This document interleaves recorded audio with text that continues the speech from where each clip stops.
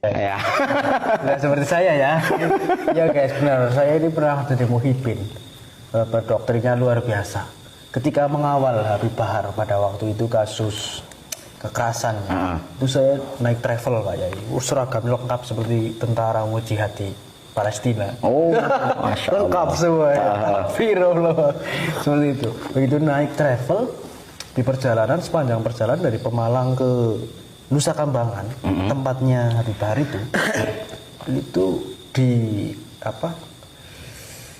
dibunyikan suatu video di dalam mobil itu, ceramahnya Habib Rizik, yang mana ceramah Habib Rizik dalam rangka membahas PKI.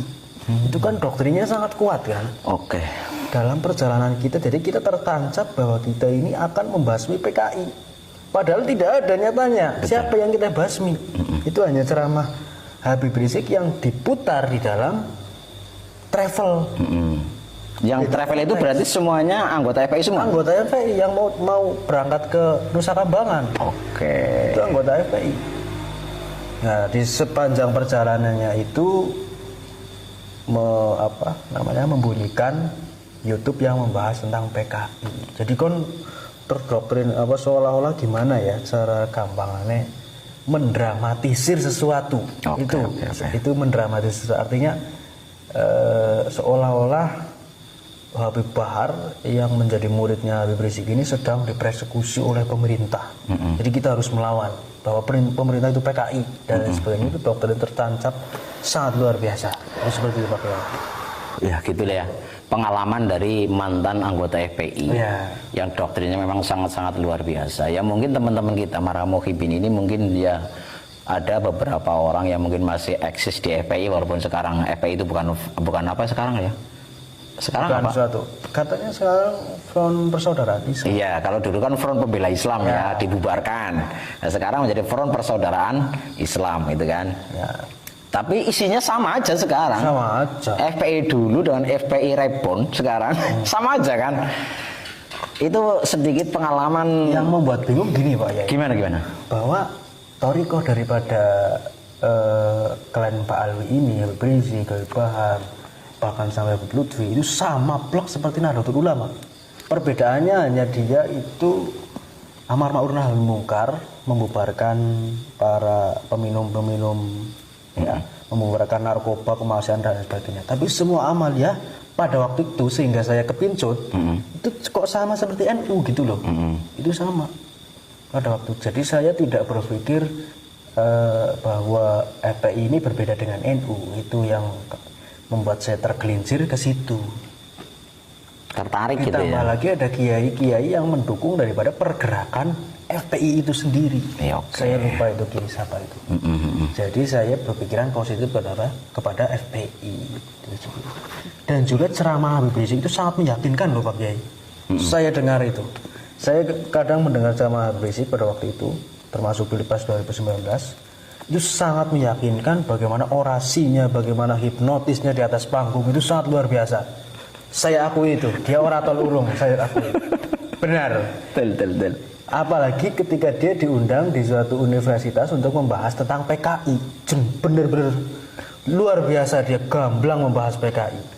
Tapi nyatanya yang PKI dia sendiri. Masya Allah. Itu dia yang ngomong ya, bukan saya. Yang PKI dia sendiri. Oke. Beberapa sejarah ada yang menyebutkan bahwa DNA Aidit itu adalah klan Mbak Alwi. Saya ketawa di situ. Wah, lagi sing PKI lu kayaknya jebul deh.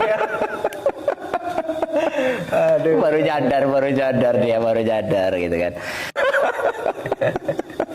Ya kita berolah santai kita tidak sepanang, kita tidak begitu serius, tapi ini adalah sebuah fakta nyata ya.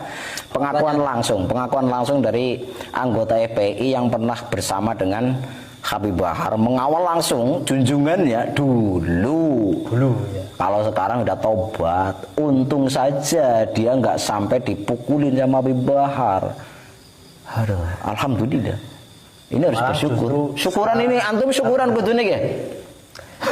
Saya menjadi garda terdepan yang melawan mereka semua sekarang. Berarti berbalik arah, Pak Yai. Oh iya. Saya tidak takut benar-benar. Persekusi apapun saya tidak takut. Di Pemalang maupun di daerah manapun ya, saya tidak takut kepada mereka.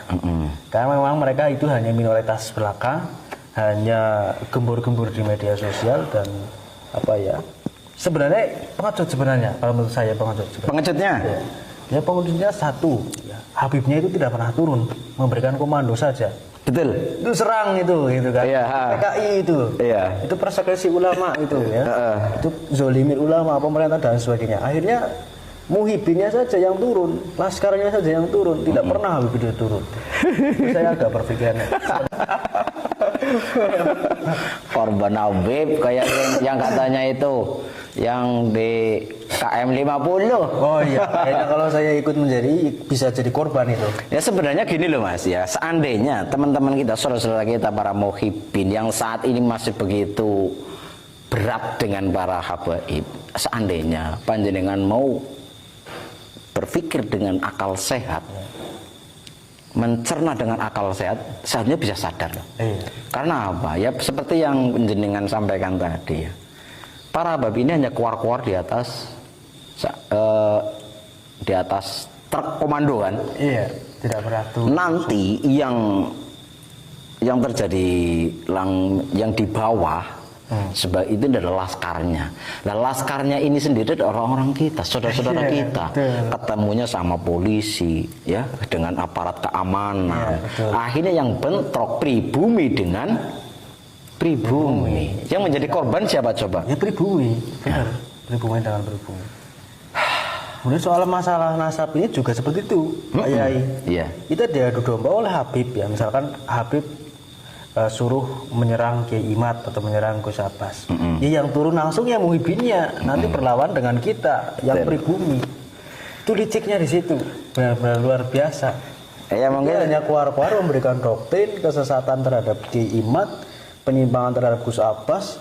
Dia tidak turun sendiri. Itu perlu dilabeli Al-Gedabrusi. Al-Gedabrusi. Iya, oke.